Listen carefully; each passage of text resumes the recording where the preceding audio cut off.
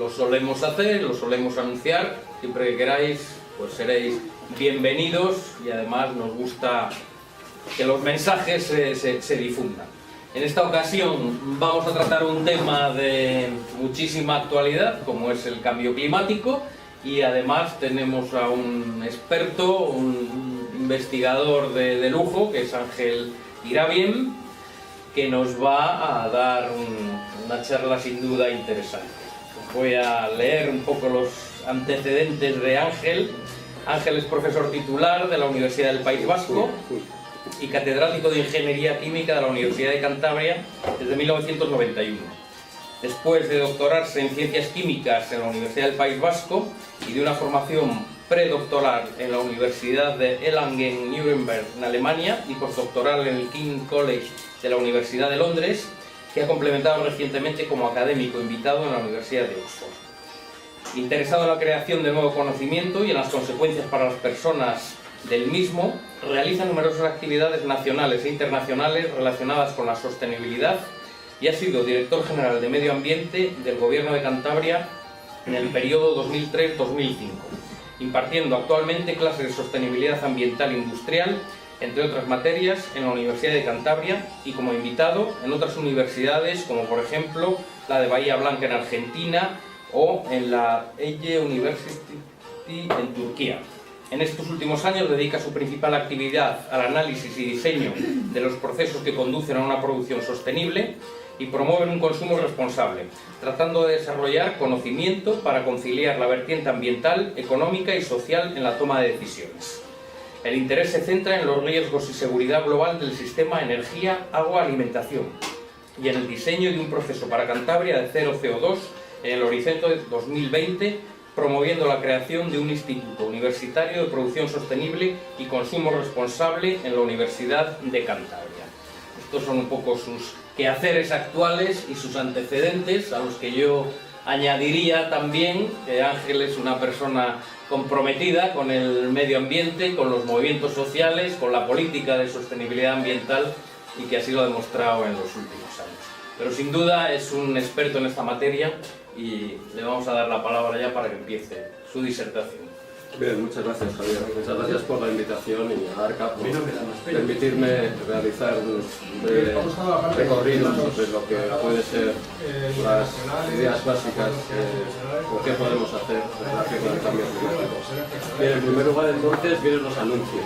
Antes de empezar, los anuncios que, como habéis visto, sugieren que para que ARCA pueda seguir siendo independiente necesita socios que contribuyan a su financiación.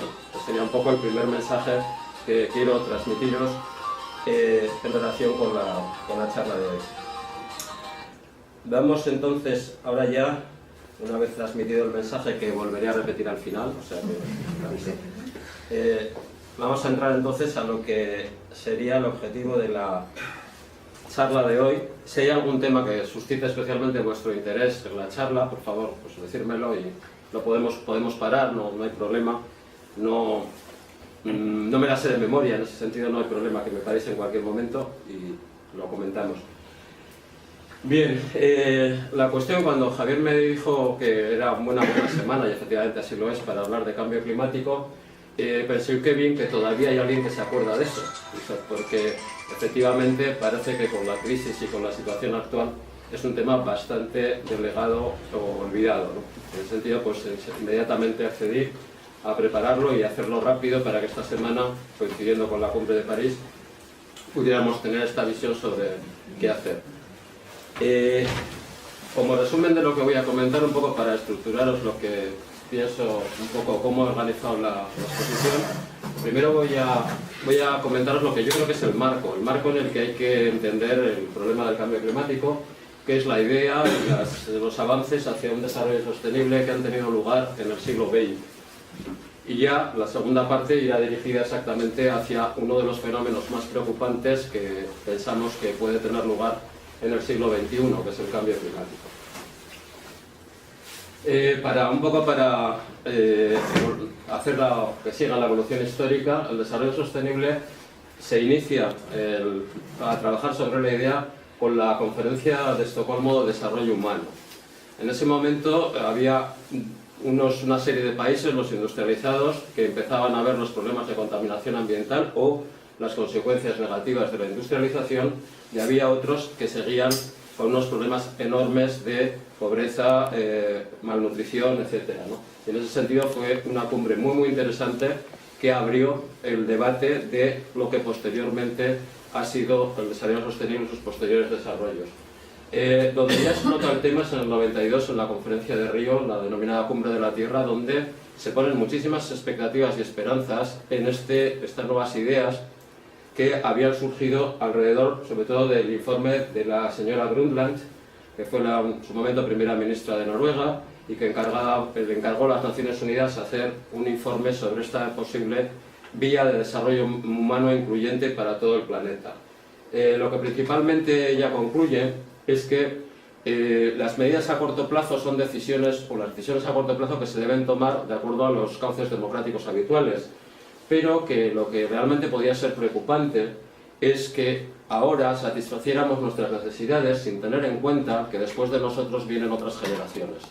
Y en ese sentido, lo que realmente destaca de este informe es lo que fue la definición del desarrollo sostenible, que es satisfacer las necesidades del presente sin comprometer la capacidad de las generaciones futuras de satisfacer sus propias necesidades. Esta es la idea clave del informe, que se plasmó muy bien en el famoso texto Nuestro futuro común, y que realmente ya en el 2002, 10 años después, ya prácticamente es asumido por la mayor parte de los países del planeta, de los estados, en la Cumbre del Desarrollo Sostenible de Johannesburgo. Recientemente, en el 2012, tuvo lugar la Cumbre Río +20, con luces y sombras, y de alguna manera, en cualquier caso, ha sido la forma de continuar este proceso. Como te comentaba al principio, realmente lo que sí tenemos claro es que solo tenemos un planeta. Eso es evidente, es una evidencia científica, pero lo que no está tan claro es si hay muchos mundos en este planeta. Probablemente sí los hay, y ese es un problema importante, sobre todo porque eso, desde ese punto de vista, se puede entender lo que la primera ministra de la India entonces, Indira Gandhi, dijo con bastante aspereza y enfrentándose, digamos, a lo que era una posición dominante en Estocolmo, que la pobreza es la peor forma de contaminación. Y en ese sentido, la pobreza efectivamente se ha introducido en todos los discursos como algo, la pobreza extrema, algo que hay que ir avanzando. Siempre en esto la botella medio llena o medio vacía. Yo quería mostrar los datos de la extrema pobreza, es decir, las personas que viven por debajo de $1,25, que en general en el mundo está disminuyendo. Ahí ven que ha disminuido un 48% desde el 81 hasta el 2011. Pero todavía hay unos núcleos, fundamentalmente el África subsahariana, que no parece que encuentra la vía de seguir esta disminución. Es un problema que, bueno, pues que hay que conocerlo, valorarlo, y hay que tener en cuenta que es importante para un desarrollo sostenible. Porque yo entiendo que la desigualdad extrema es un problema importante para cualquier modelo de desarrollo. Datos interesantes que yo creo que quiero transmitiros, porque os quiero transmitir la idea que ahora, el siglo XX o el XXI, en este momento, es el mejor momento para haber nacido.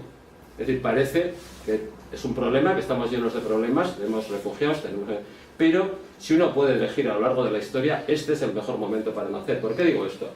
Pues porque desde el punto de vista del bienestar económico, ahí veis el crecimiento exponencial que ha tenido lugar en el Producto Interior Bruto por persona en el mundo. En exponencial, desde 1900 ha crecido exponencialmente, es decir, disponemos de más recursos para bienes y servicios.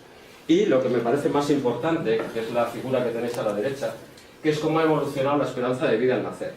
Que esto sí quiero haceros hincapié en ello, porque fijaros, en 1800 más o menos la población del planeta terminaba en los 40 años de vida. Hacia 1950 los países, Noruega hasta aquí arriba, los países avanzados subieron rápidamente hasta un orden de los 70 años. Pero fijaros, un 50% de los habitantes del mundo se seguía manteniendo en 40 años. ¿Qué es lo que ha cambiado? Pues lo que ha cambiado, veis arriba en la curva verde, que ya solamente un 10% o menos de un 10% de los habitantes del planeta tienen una esperanza de vida menor que 68-69 años. Esto quiere decir que el planeta ha mejorado mucho, hemos mejorado mucho y hay mucha más gente que tiene mucha más esperanza de vida. Veis que al final pues, va a haber una estabilización alrededor de la edad límite, que es algo difícil de prever, pero que de alguna manera ahí está, ¿no? O sea, yo insisto, y por eso un poco transmitir optimismo, porque en las charlas de cambio climático pues siempre se tiende a transmitir un cierto pesimismo, de que en cualquier caso estamos mal en muchas cosas, podemos mejorar muchas cosas, pero en la historia es el mejor momento para nacer en relación a la esperanza de vida y a la capacidad de utilizar o compartir bienes y servicios. Entonces, ¿cuál es el problema de fondo? Pues como comentaba antes, el problema de fondo desde mi punto de vista es cómo conjugar una tierra con un mundo. Es decir, cómo hacer que los límites que tiene la Tierra sean los mismos que compartimos los habitantes de todo el planeta. Y eso, bueno, pues lo primero que hace falta para eso es poner en común y comentar, discutir, etcétera, qué objetivos tenemos las personas, porque obviamente las personas somos distintas, vivimos en sitios distintos, tenemos culturas distintas y evidentemente el órgano encargado de esto son las Naciones Unidas. Mi idea frente a otras visiones que hayáis visto de la sostenibilidad con 3 círculos que buscan un punto intermedio, mi idea en este momento es más bien la que tenéis ahí, que la economía tiene que formar parte de la organización de la sociedad, pero que luego el medio ambiente tiene que englobar todo. Es decir, desde mi punto de vista, los límites de los que estamos hablando son los del medio ambiente, no son los límites económicos, que son cambiables, ni los límites sociales en los que se puede evolucionar. Pero esto es una idea, hay otras formas de verlo y tampoco es un poco el punto de vista mío. Este momento también es muy importante y se ha pasado, yo creo, muy por encima de este tema, el cambio de los objetivos de desarrollo sostenible de las Naciones Unidas. Se ha pasado de 8 a 17. Eso ha sido un cambio extremadamente importante porque, bueno, desde mi punto de vista, porque cada vez estos objetivos son más compartidos por más gente. Es decir, no es como antes, que había como unos objetivos dirigidos fundamentalmente a los países en desarrollo y otros a los países desarrollados. Ahora muchos de estos objetivos los podemos compartir todo el planeta, como pueden ser las acciones en relación con el clima, qué pasa con los océanos y la vida que hay debajo del agua, la importancia que tiene de la paz y la justicia y fortalecer las instituciones. Hay una serie de cuestiones que resultan ahora que se pueden compartir por todo el mundo, ¿no? Y de esa manera entonces podemos identificarnos más fácilmente con los objetivos globales para este modelo de desarrollo sostenible. Bien, pero ¿qué pasa con qué problema tiene la sostenibilidad frente a otras cosas? Cuando uno ha trabajado en ciencias, digamos, no exactas, no matemáticas, pero sí ciencias de la naturaleza, pues fundamentalmente ha tenido contacto con leyes físicas que diseñas experimentos y ves que luego se cumplen. Pero ¿qué pasa aquí? Que el futuro no lo podemos adivinar. Bueno, es en la tele y eso sí que sale, con una bola, lo saben. Pero cualquiera que trabaja o que pretende diseñar el futuro sabe que tiene muchísimo riesgo y muchísima incertidumbre. Porque no hay sobre todo si lo que prevé son problemas, no hay ninguna manera de comprobarlo, porque el objetivo será evitarlo. Pues claro, ahí hay un problema con la sostenibilidad. Y entonces, ¿cómo actuamos? Pues intentando ver lo que se llaman las megatendencias. Las megatendencias, además de lo que se vende en Zara o lo que se vende en eso, son también estas otras cosas. Las megatendencias son aquellas cuestiones que el planeta ahora está haciendo que cambie el comportamiento habitual en el planeta. Entonces, la demografía, por ejemplo, el envejecimiento de la población, la movilidad, la geopolítica, etc. Yo quiero hacer referencia en esta oportunidad fundamentalmente a la sostenibilidad que genera una inseguridad en el acceso a los recursos, fundamentalmente, os decía, a la alimentación, al agua y a la energía. Yo creo que estamos experimentando ahora problemas, por ejemplo, nuevos, como la pobreza energética, etcétera, en sociedades que parecería que no los deberíamos de tener, y eso tiene que ver bastante con la inseguridad en el acceso a los recursos. Y luego, finalmente, entonces, ¿cómo podemos asegurar que esos recursos podemos cubrirlos manteniendo o protegiendo la biodiversidad, que es un tema muy importante que ya os comentaré un poco más ahora? O sea, que es decir, que la idea es decir, ¿qué podemos pensar que va a influir en el desarrollo futuro, en el tiempo futuro, y cómo podemos ver que eso va a afectar al comportamiento del planeta? Esa es la idea. Es la idea de lanzar hipótesis y ver eso que puede pasar. Y a partir de ahí, entonces, el objetivo lo plantearíamos como alcanzar lo que se denominaría la sostenibilidad ambiental. Es decir, que podamos conseguir una relación estable y satisfactoria en el tiempo y en el espacio. En el tiempo quiere decir, y ya os adelanto que el cambio climático lo vamos a abordar en la escala de tiempo de hasta el 2100. O sea que Yo creo que, no sé si algunos de los que estáis aquí tendréis la suerte, pero yo no creo. Entonces, aunque espero, tengo esperanza, pero no lo veo fácil. Entonces, en cualquier caso, lo que trato, eso es lo que quiero decir con el tiempo. O sea, que muchas veces se tiende a pensar que el tiempo tiene una escala pues, de unos años y tal. No, el tiempo en cambio climático tiene una escala larga y hay que verlo en esa escala. No tanto como nunca, que es lo que los negacionistas piensan, pero sí una escala larga. Y luego, lo que quiere decir el espacio es que quiere decir que lo que diseñemos, los planteamientos que hagamos, los hagamos para todos los habitantes del planeta. ¿De acuerdo? Que no podemos, porque una solución fácil es decir, bueno, si podemos satisfacer nuestras necesidades siendo la mitad de la población, pues nada, exterminemos. Vale. Es una solución que es fácil, pero yo creo que no es fácilmente admisible. ¿De acuerdo? Y espero que nadie se lo ocurra. Es decir, porque de alguna manera es un riesgo porque te puede tocar a ti. Que dices, mira, entonces ya sería peor, ¿no? O sea, porque siempre esto lo piensan los que parece que pueden cargarse a otra mitad, pero de alguna manera si piensas que también te puede afectar es más complicado. Bien, bueno, pues entonces lo que queremos hacer es conciliar el medio ambiente con el desarrollo económico y las demandas sociales, de manera que lo que realmente gestionemos sea el uso de los servicios de los ecosistemas. O sea, entender que la naturaleza, los ecosistemas, nos están prestando una serie de servicios que debemos de mantener y conservar gestionando las cargas ambientales que le originamos. O sea, es decir, gestionar lo que nos aporta el planeta, el medio ambiente, la naturaleza, de una forma razonable y razonable para mantenerla en un funcionamiento permanente durante el tiempo. Porque de alguna manera, bueno, esto es de la evaluación del milenio de los ecosistemas, que esto lo han hecho fundamentalmente las organizaciones conservacionistas, la IUCN, de los que se dedican a cuestiones más de la parte biológica, que no es la mía, desde luego. Pero me parece muy interesante encajarlo en esto. ¿Por qué? Porque al final lo que estamos requiriendo a la naturaleza, a los ecosistemas, es que nos soporte los nutrientes que necesitamos y los recicle en un ciclo constante, nos aprovisione de alimentación, de agua, etc. Además, regule los factores que son fundamentales para el comportamiento, para el equilibrio del planeta, como es el clima, como es el agua, etcétera, etcétera. Y además, y eso también es importante, que nos pueda proporcionar una vida, digamos, más allá de una subsistencia. Es decir, que sea una vida agradable, placentera, satisfactoria, que es la parte más cultural que tiene la naturaleza. Bien, entonces, ¿qué problema tenemos con eso? Y aquí ya viene mi parte más técnica, más de cosas de números. Es decir, bueno, eso está bien, pero entonces tendría que identificar cuáles son el espacio seguro de operación del planeta.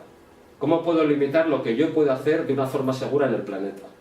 ¿Cómo lo puedo...? Porque claro, si traspaso, ya si espero a saberlo con la experiencia, con el empirismo, ya el planeta se va a ir al carajo y claro, voy a demostrar que era verdad, pero mejor lo puedo prever antes, ¿no? Esa es la idea. Bien, y entonces aquí hay mucha gente trabajando en este tema, porque sería un poco poner dónde están los límites en la evolución del planeta. Es un tema interesante que tiene su teoría científica, que se va avanzando y tal. Tiene un poco la dificultad, es que algunos consideran que esto es religión, que esto no es ciencia. Bueno, yo creo que no es así, y no es así porque, digamos, las principales revistas científicas como es el Science, que es una de las top de ciencia, pues ya admite este tipo de análisis. No hace mucho, porque esto es del 2015, o sea, quiero decir, no es que esto haya entrado hace mucho, pero ya va entrando en la forma de científica de argumentar. Y fijaros entonces, lo que quiero mostraros aquí es cuáles son los límites que se piensa que podemos estar en vías de sobrepasar, los cuales están en riesgo. Y fijaros que los que están en riesgo en rojo son los que más aparentemente en riesgo están, luego en amarillo, y luego ya hay otros que tenemos incógnitas, ¿no? Pues fijaros que la biodiversidad o la integridad biológica de la biosfera es el primero, y los flujos bioquímicos de fósforo y nitrógeno es el segundo. ¿Por qué es esto? Bueno, porque fundamentalmente, si el proceso de extinción de la biodiversidad se acelera, probablemente será el camino que tiene que recorrer la extinción del planeta. Es decir, si en lugar de perder 1000 o 100.000 o no sé cuántas especies al día, perdemos todas, pues evidentemente el planeta se ha extinguido. Luego además funciona como un síntoma, ¿no? Funciona como un síntoma, y la duda aquí que hay es si la pérdida de la diversidad genética, que eso es la biodiversidad, va a conducir a una pérdida de la diversidad funcional. La diversidad funcional quiere decir que el planeta ya no va a poder seguir funcionando como hasta ahora. ¿De acuerdo? O sea, la idea, por eso es muy importante. Yo es un tema que desconozco completamente, no trabajo en ese tipo de temas, pero sí que soy consciente de la gran importancia que tiene la conservación de la biodiversidad. Por otro lado, esto afecta fundamentalmente al agua, y el agua, como tiene flujos muy importantes y responde a demandas muy importantes, es uno de los temas críticos para el próximo futuro. Aquí entonces tenemos por otro lado en amarillo, o sea que está en ámbar, el cambio climático y los cambios en usos del suelo. Son dos vertientes de lo mismo. El cambiar los usos del suelo lo que hace es reducir los sumideros y el cambio climático es la consecuencia de las emisiones de CO2 o de gases de efecto invernadero y la disminución de sumideros. Porque fijaros que en el fondo el planeta funciona como un equilibrio entre la fotosíntesis, que transforma el CO2 en materia viva, y la respiración, que nos cargamos la materia viva, y eso es un equilibrio. La gente no piense que solo vamos en un lado, la Tierra está en un equilibrio. Entonces el problema es desplazarlo mucho hacia un lado, ¿no? Es decir, que es lo que estamos haciendo con el cambio climático. Bueno, entonces, hasta aquí un poco lo que yo creo que es el marco en el que hay que, o me gustaría que mirarais el cambio climático. ¿Lo veis todos? Sí, ¿alguna cosa que os pueda ayudar a entenderlo mejor o alguna duda que os haya surgido? ¿No? ¿Está bien? ¿Sigo? Bien, pues entonces, claro, yo ahora decía, bueno, pues hace falta entonces focalizar las cosas, ¿no? Está bien este marco general, pero vamos a focalizar las cosas en lo que, digamos, nos ocupa, ¿no? ¿Qué es el cambio climático? Bien, entonces el cambio climático, claro, ¿qué es? Pues ya creo que ya no hay nadie prácticamente en el mundo que niegue este fenómeno, ¿de acuerdo? Es como, digamos, como negar que cuando tienes fiebre, pues tienes que ver qué te pasa. Probablemente, lo más probable es que no tengas un cáncer terminal, pero lo más probable es que la realidad es que tienes que mirar qué es lo que te está pasando. Y es un poco absurdo no mirarlo, ¿no? Bien, entonces, lo que ha sucedido es que hemos detectado un fenómeno de calentamiento del planeta, esos son datos, debido a la acción humana, eso ya se concluyó por los científicos en los 90 y tantos, que originará un cambio global de consecuencias impredecibles, o sea, no podemos saber ni cuándo ni qué exactamente, probablemente desastrosas, que el principio de precaución nos conduce a controlar. Esto es lo que está asumido entonces actualmente. Los mecanismos de control que tenemos pues son dos, uno se llama mitigación y otro se llama adaptación. Mitigación, actuar sobre las causas, es decir, por qué generamos una cantidad tan elevada de gases de efecto invernadero. Y la adaptación, las consecuencias. Todo lo que esto produce, pues el aumento de temperatura, la disminución del hielo, el aumento de los fenómenos extremos en el clima, inundaciones, etcétera, cómo nos adaptamos a eso. Fijaros que uno de los más interesados en la adaptación son todas las pequeñas islas, que es que o se adaptan, es decir, o construyen un sistema tipo el que tiene Holanda, de diques, etcétera, o desaparecen. ¿De acuerdo? Las pequeñas islas están condenadas a medio plazo, es decir, no tienen nada que hacer. Las pequeñas islas es que están perdidas por los océanos, no Canarias o... ¿De acuerdo? Y alguno puede decir, por eso cuando salen es curioso, si habéis visto algo, pues yo en la tele vi lo salió uno de las Islas Marshall con una cosa así, como de indio y tal. Claro, ¿por qué? Islas Marshall, Vanuatu, todos esos sitios que solo los oyes en estos casos, que son muy poca gente, están muy preocupados porque van a desaparecer del mapa. Entonces, bueno, yo creo que a ellos les preocupa. La cuestión es, bueno, que eso cómo se consigue de alguna manera o mitigar, o adaptarse, o hacer algo. Bien, ¿qué proceso institucional se ha desarrollado en este tema? ¿Qué se ha hecho? ¿Qué han hecho las instituciones en relación con eso? Pues la cosa normalmente empieza con un análisis y luego continúa con un diseño de acciones. El tema comienza en el 79 con la Conferencia del Clima Mundial y eso conduce en el 88 a la creación por la Organización de las Naciones Unidas para el Medio Ambiente, la UNEP, y la Organización Mundial del Clima, del Panel Intergubernamental de Cambio Climático. ¿Y qué es eso? Bueno, donde reúnen a los mayores expertos en los fenómenos relacionados con el clima. Seleccionan científicos, etcétera, y estos entonces, en estos años, han ido elaborando informes. ¿En qué situación estamos ahora? El informe quizá más importante, yo creo, fue el de los años 90 y algo, donde realmente llegan a la conclusión de que estadísticamente, con una probabilidad de más allá del 90 y tantos %, los cambios en el clima eran consecuencia de la acción humana. O Eso es el punto crítico, yo creo. Y eso abre a un nuevo análisis de la evolución del planeta, porque hasta ahora el planeta en su historia, en sus diferentes eras, había evolucionado por influencia de los fenómenos naturales. Pero ahora estamos en un proceso de evolución debido a la acción humana. Por eso es lo que se llama el antropoceno. Es decir, que las personas estamos condicionando el funcionamiento normal del planeta. Bien, ya en este periodo, el último es el informe de 2014, que si tenéis tiempo y ganas, pues es interesante. Es el quinto informe de evaluación con las conclusiones de los 3 grupos principales de técnicos y científicos que están trabajando. Aspectos científicos, vulnerabilidad del planeta a este fenómeno y opciones de mitigación. Fundamentalmente ya no hay prácticamente nadie que significativamente no asuma esta situación, y ahora la discusión está en la relación coste-beneficio. O sea, la discusión está ya en, bueno, cómo conjugamos las opciones en relación con su coste-beneficio. Eso es lo que se discute en París, es lo que se está discutiendo, Bien, las acciones que siguió las Naciones Unidas, pues acordar la Convención Marco de las Naciones Unidas sobre el Cambio Climático, que en el 97 dio lugar al Protocolo de Kioto para un primer periodo 2008-2012, donde se empezaron a realizar las primeras acciones que estaban, digamos, se habían acordado, y luego para el periodo 2012-2020, ese 10 está mal, 2020. Entonces aquí hay una diferencia. Al principio, cuando la cosa no era diseñar acciones, etcétera, etcétera, y buscar consensos y tal, hubo 197 estados que entraron en ello. Ya el protocolo de Kioto tuvo algunos menos que lo ratificaron. Y actualmente, que es la diferencia entre COP21, que es la reunión que está teniendo lugar ahora en el país, y CMP11, que también está teniendo lugar ahora en el país, es que los segundos son los países que siguen las líneas del protocolo de Kioto. Hay 5 países que están ahí presentes y están en las discusiones, que son los del COP, pero que no participan de la obligatoriedad de las conclusiones del protocolo de Kioto. El problema de esos 5 países es que al menos hay unos cuantos significativos.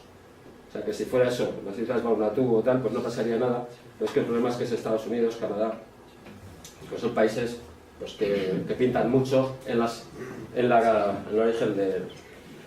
Bien, bueno, entonces, para que esté definitivamente claro el problema. Lo que hemos hecho es desequilibrar en el planeta el ciclo del carbono. Os decía que el planeta funciona cíclicamente, la materia ni se crea ni se destruye, está dando vueltas, y el carbono sigue un ciclo. Entonces, ¿qué pasa? Pues que hemos generado emisiones, que son las que tenéis aquí arriba. A partir de quemar carbón, desde el 750, 673 gigatoneladas. Del petróleo, del gas, del cemento, del uso del suelo. Y luego tenemos unos sumideros. El planeta consume parte de esto que hemos emitido. En la atmósfera se queda una cantidad, los océanos disuelven mucho y el suelo también, a través de la agricultura, de los cultivos, etcétera, también. Entonces, aquí a la derecha tenéis en cuál es la forma de seguirlo. Veis que en 1750 teníamos una concentración de CO2 en la atmósfera que estaba en este nivel. La combustión del carbón que hemos hecho ha subido a este nivel, la del petróleo, la del gas, etc. Y luego las que han reducido, básicamente son los sumideros que tenéis ahí, de manera que con respecto a 1750 ahora hemos aumentado aproximadamente 300 partes por millón la cantidad, 200 y pico, la cantidad de CO2 en la atmósfera. ¿De acuerdo? Ese es el problema real. Estamos aumentando la cantidad, la concentración de un gas que lo que hace es absorber más energía que viene del sol y calentarnos.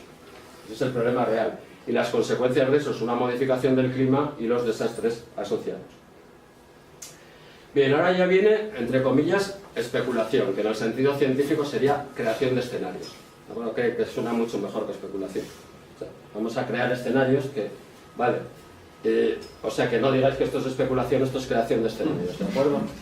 Bien, lo que estamos diciendo entonces es, ahí tenéis entonces los cálculos que se hacen para decir, bueno, cuál va a ser la consecuencia de las emisiones en la evolución del planeta. Entonces, ahí se crean entonces 4 escenarios base, uno que sería lo que se llama el business as usual, que es el rojo, es decir, si no hacemos nada. Otro que sería que vamos haciendo algunas cosas y otra que hacemos muchas cosas, ¿no? Para cambiar la forma en la que ahora estamos actuando. Y la consecuencia la tenéis aquí. La consecuencia es cómo va a aumentar la temperatura en estos escenarios. ¿De acuerdo? O sea, es decir, si seguimos haciendo lo que venimos haciendo, pues va a evolucionar de manera que alcancemos unas cantidades que se nos van a ir hacia arriba. Entonces, fijaros que el aumento de temperatura del planeta va a venir condicionado por la cantidad de gases de efecto invernadero que emitamos. De acuerdo que hay una relación directa. Es decir, si emitimos mucho, nos iremos a calentamientos del planeta altos. Y si emitimos poco, pues nos iremos a calentamientos del planeta menores. Esta es la situación actual. Vamos alrededor de 0,8 grados sobre la época preindustrial. Y bueno, y ahora volveremos a ello porque este va a ser uno de los objetivos de la reunión del COP21. Tratar de acordar un límite a esa subida de temperatura. ¿De acuerdo? Tratar de acordar un límite y, por supuesto, pues Bien, entonces, conclusión importante que ruego me creáis. O sea, esta acumulación de gases de efecto invernadero causará calentamiento y cambios permanentes en todos los componentes del sistema climático, incrementando la probabilidad de impactos severos, persistentes e irreversibles para las personas y para los ecosistemas. Limitar el cambio climático requiere reducciones sustanciales y sostenidas de las emisiones de gases de efecto invernadero, lo que junto a las medidas de adaptación puede limitar los riesgos del cambio climático.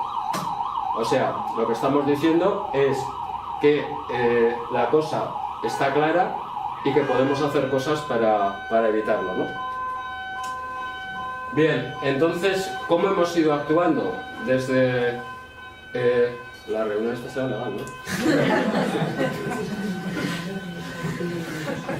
Un momento. No, es que es eso, mira. Puede pasar cualquier cosa. Bien. Vale. Bueno, era una pregunta, Javier, no tengo mala intención. Bien. El protocolo de Kioto, entonces, se adopta en Kioto, ¿verdad? Eso es la típica pregunta de examen, el protocolo de Kioto. Bien, en 1997, el 11 de diciembre. Entra en vigor en 2005, el 16 de febrero, cuando ya se cumplen que los firmantes son suficientes. El problema es que se le dio dos opciones, firmantes y luego ratificarlo, algo así. Se fue el error, porque ahí es cuando se salió Estados Unidos y Canadá. Pero vamos, primero lo firmaron y luego... Bueno, también es claro por qué, ¿no? Porque en Estados Unidos el Senado siempre para todo lo que le viene del Congreso. Entonces, le venía del Congreso aprobado, pero luego el Senado dijo, aquí no hay nada que hacer. Ese fue el problema que tuvieron los sucesivos presidentes demócratas para aprobar este tipo de medidas. Bien, entonces el primer periodo, vale, 37 países más la Unión Europea, reducción del 5% del global con respecto a 1990. Luego, acuerdos vinculantes, hay una parte de todos esos, de las que digo que se salió Estados Unidos, Canadá, etcétera, vinculantes para el segundo periodo que pretenden reducir un 18%, o que pretendemos, quiero decir, al periodo 2020. Ese es el objetivo que es vinculante para los que lo han firmado, que ya digo que no son todos. ¿De acuerdo? Y luego hay otra serie de cuestiones que son las que los reunidos, las partes que no participan de Kioto, también pues dicen y tal. Bien, en principio, ¿qué está guiando esto? Pues que la responsabilidad del tema pues, se basa básicamente en los que más CO2 hemos puesto, que somos los países desarrollados. 150 años de actividad industrial pues tienen esta consecuencia. Por lo que, efectivamente, la responsabilidad es común, pero diferente. ¿De acuerdo? Puede ser que todos, y es verdad que todos somos responsables, pero hay mucha diferencia en el nivel de responsabilidad que tenemos cada uno. Y el problema que tenemos ahora es que hay economías importantes que no están de acuerdo con medidas vinculantes. Eso no quiere decir que no tengan el objetivo de hacer cosas, porque se ha abierto la vía, digamos, de medidas que no son vinculantes, que puede cada país, pues, y esa es la vía que están siguiendo estos países, en algunos casos de una forma bastante razonable también.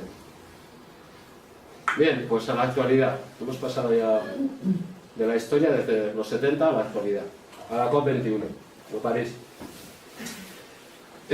Novedades, pocas.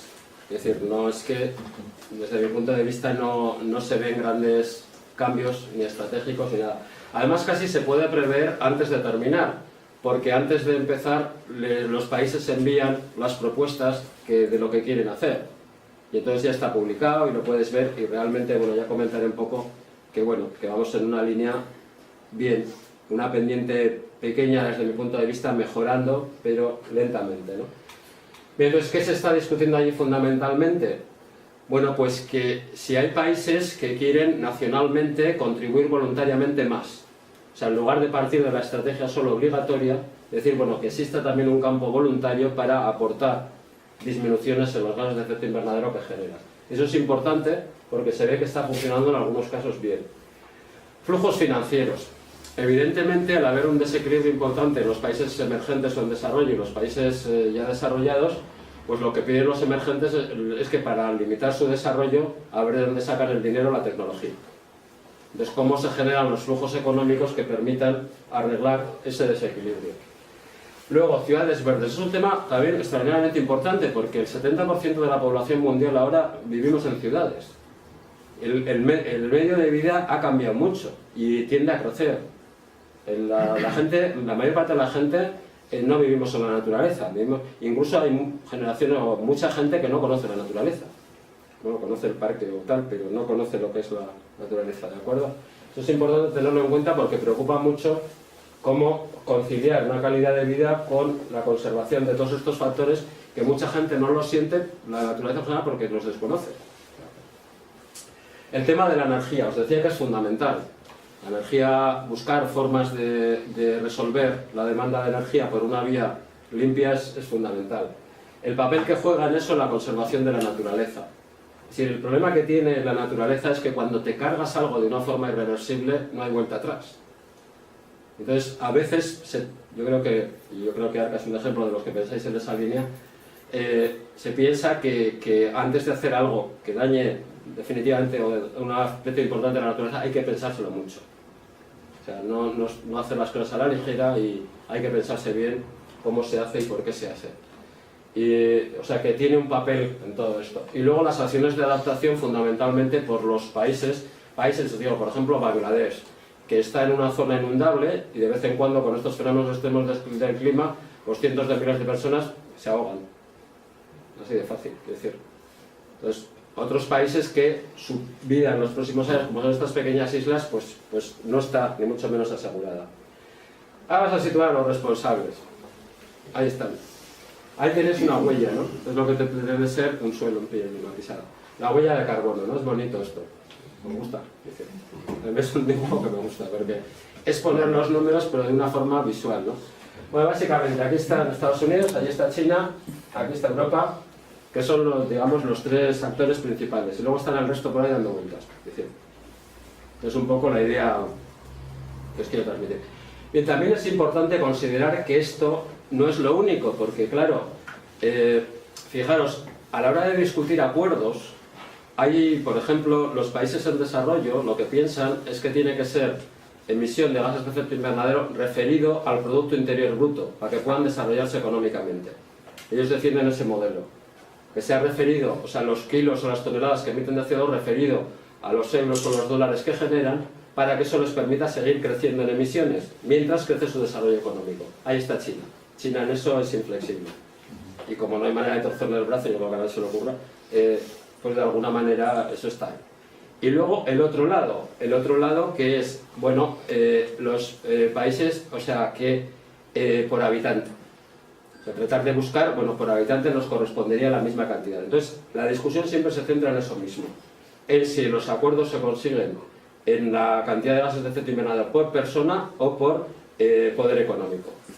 O sea, por economía que generas en dinero. Es la gran discusión, ¿no?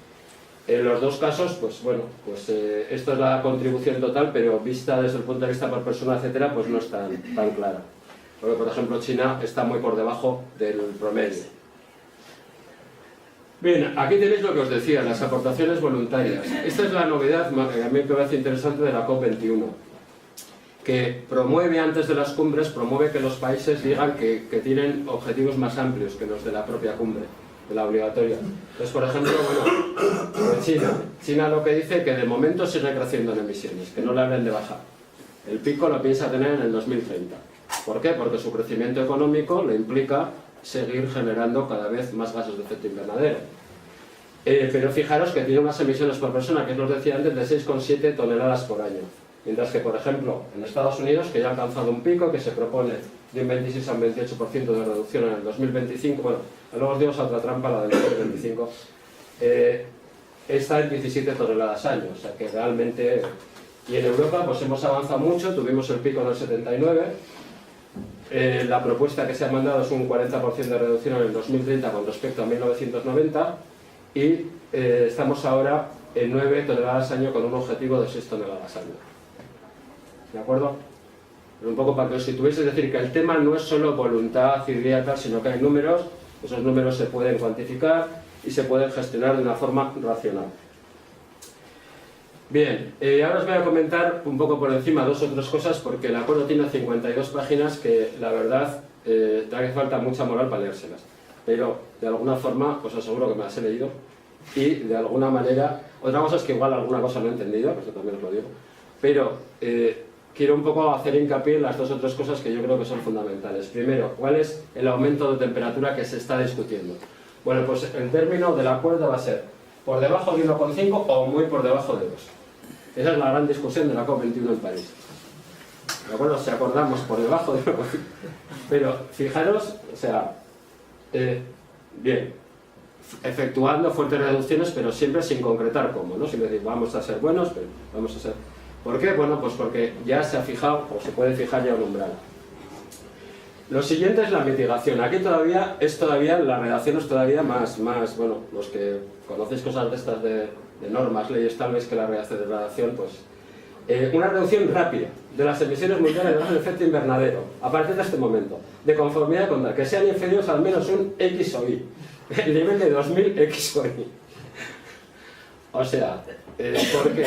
Bueno, pues porque obviamente no hay acuerdo, sobre todo en que sea obligatorio un determinado porcentaje de disminución de emisiones, y tampoco hay acuerdo sobre desde cuándo hay que contar. Porque fijaros que los países o las zonas del mundo como Europa, que empezamos con medidas en los 90, nos interesa ir para atrás, que nos cuenten lo que hemos reducido desde el 90.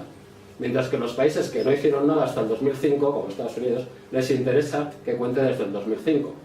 Luego hay, pues como en todas las negociaciones, pues uno para ti, otro para mí, o sea, un poco es esta negociación, ¿no? O sea que esto es lo que queda por definir, les queda un día, o sea que probablemente el sábado ya sabremos cuáles son esos XXXX.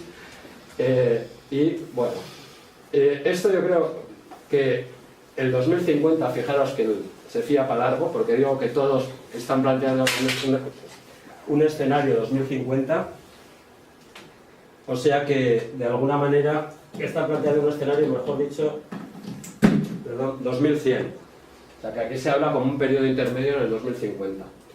Luego ya debe la otra parte. Bueno, como ahora vamos a hablar de lo otro, ¿no? Hay acero, ahí no hay bajas emisiones, descarbonización lo antes posible. Allá veis que las intenciones son buenas, ¿no? Es decir, que las intenciones está bien, la cumbre de París pues puede. Y luego, claro, viene el problema de quién lo paga. ¿De acuerdo? Pues que hay que tener en cuenta que eso tenga una distribución equitativa y tal y cual. Bien, está bien. Bien. Vamos entonces yo voy a... esta información, que es más o menos transmitiros información, ¿alguna cuestión? ¿Algo que...? No creo... Sí, dime, José Antonio. Sí. No, te quería preguntar un poco, parece que no va a haber un acuerdo de revolución global, desde luego... Vinculante. Vinculante. No. Y objetivos... No, porque lo ha dicho Estados Unidos. Objetivos de Europa sí. Sí. Quizás, pero del resto de países de Estados Unidos... No, los únicos que no están en Kioto es Estados Unidos, Canadá y... ¿Objetivos de reducción cuantificables? No, sí. Que se quiere crear un escenario con una reducción, eso es el XX y el al año. Eso es lo que queda ahora por definir. Puede andar, yo lo pienso que puede andar. Efectivamente, por ejemplo, China no puede, ya plantea que eso no, ya lo ha dicho, y eso no, y eso ya está. Con lo cual eso hace que a nivel global la contribución de China al subir, o sea que va a haber, pero esta es la discusión de ahora. Kioto planteaba 18% al 2020, con respecto al 90%. Entonces la duda es, ¿va a ser el 20%? Pues la duda es a qué acuerdo llegan en relación con esto. ¿Es eso lo que...? Sí. Bien. Bueno, entonces, y después de esto, si no hay más alumnos aventajados que quieran alguna cuestión, alguna aclaración, lo que ahora yo entraría es un poco al qué hacer del planteamiento de la charla. Bien, bueno, pues qué hacer, institucionalmente está claro, el COP21, etcétera, etcétera, y vamos a ver qué hacer por el otro lado, qué hacemos los individuos uno a uno, qué podemos hacer. ¿De acuerdo? ¿Está claro? Porque si no estamos muy esperanzados en que desde arriba lo hagan, pues intentemos favorecer nosotros con nuestras actitudes y con nuestra forma de vida, que eso mejore. Bueno, para eso yo creo que fundamentalmente la receta sería mejorar la responsabilidad del consumo. Que la clave fundamental en las sociedades económicamente excedentarias como es la nuestra es que por un lado hay mucha desigualdad, pero en el global, si haces la media, hay excedentes de recursos. Es decir, desperdiciamos alimentos, desperdiciamos... Pues claro, es un problema difícil de gestionar, porque está la libertad de las personas para tomar sus decisiones, etcétera, que evidentemente es un tema importante también. Entonces, la cuestión es que el modo en el que resolvamos nuestras necesidades de alimentación, de bienes y servicios, de alojamiento y de movilidad, van a ser fundamentalmente esos 4 aspectos los que van a condicionar el impacto sobre el medio ambiente. ¿Qué hemos mejorado en los últimos años? Hemos mejorado que ya tenemos formas de medirlo. Otra cuestión es que sean al 100% fiables, o así como un metro, sabemos que es no sé qué con el mediano de Greenwich y todo eso, la forma en la que medimos esto no es tan precisa, exacta y unívoca. Pero ya tenemos formas para medirlo. Una de ellas es, por ejemplo, la que tenéis aquí, la huella ecológica. Hay un sector importante que está midiendo la sostenibilidad del planeta en relación con qué cantidad, qué superficie de tierra necesitamos y de agua para que la población humana podamos producir los recursos que consumimos y absorber nuestros desechos asumiendo la tecnología que disponemos.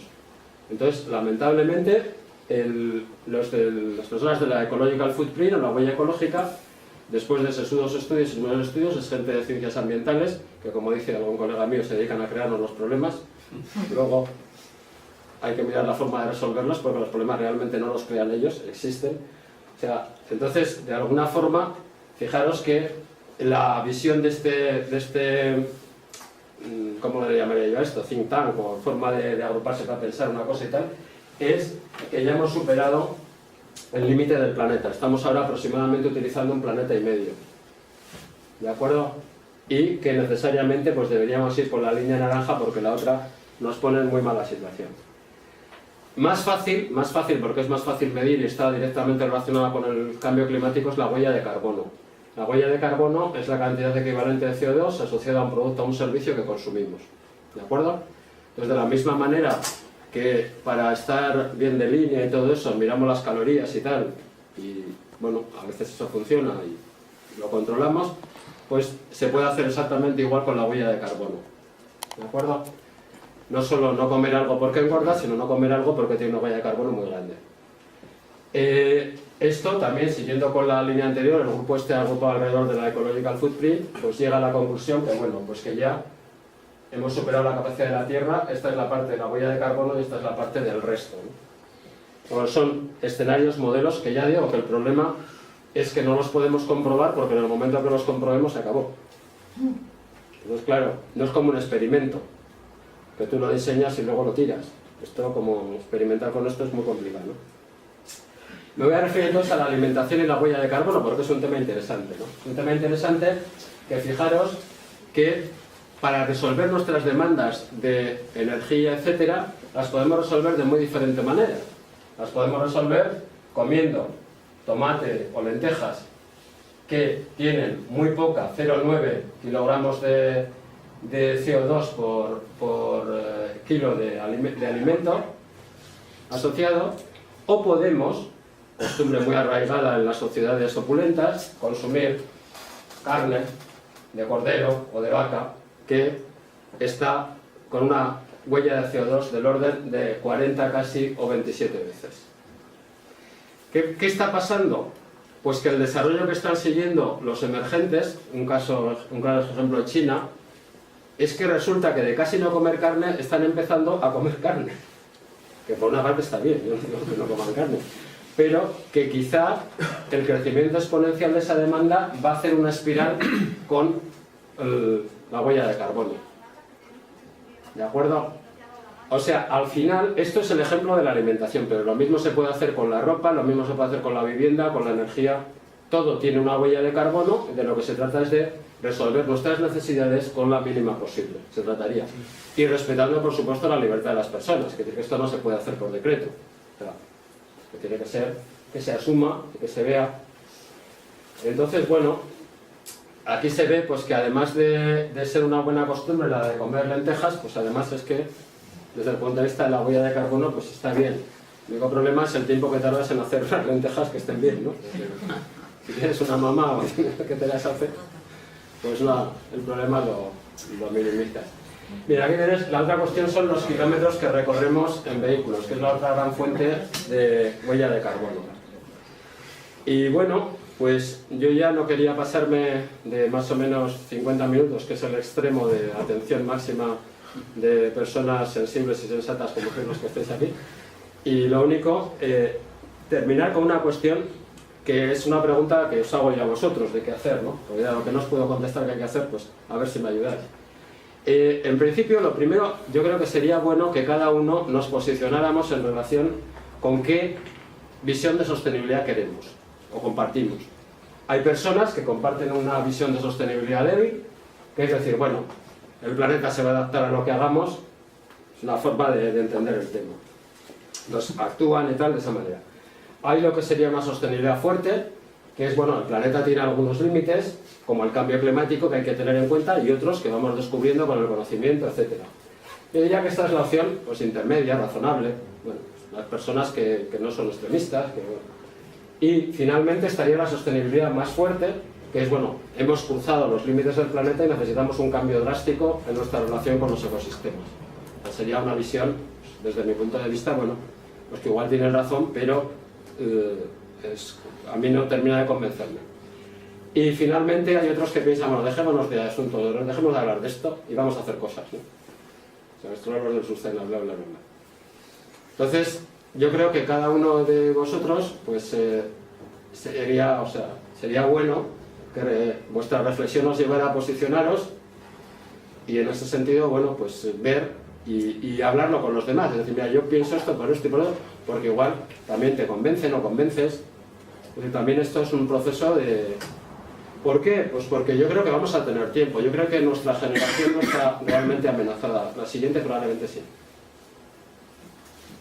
Entonces, yo creo que, claro, si desde nuestra generación no hacemos nada, yo creo que bueno, nuestra, que hay diferencias notables, pero, bueno, digamos, uniformizando el asunto, no promedio. Yo creo que, como tampoco sé si va a ser en 2084 o en el 92, pues tampoco es la idea es decirlo. Bien, y finalmente, pues, muchas gracias. Y agradeceros por vuestra presencia aquí y estar completamente abierto para intercambiar preguntas, comentarios, opiniones, insultos, ¿no? No, eso no, ¿eh? Educación.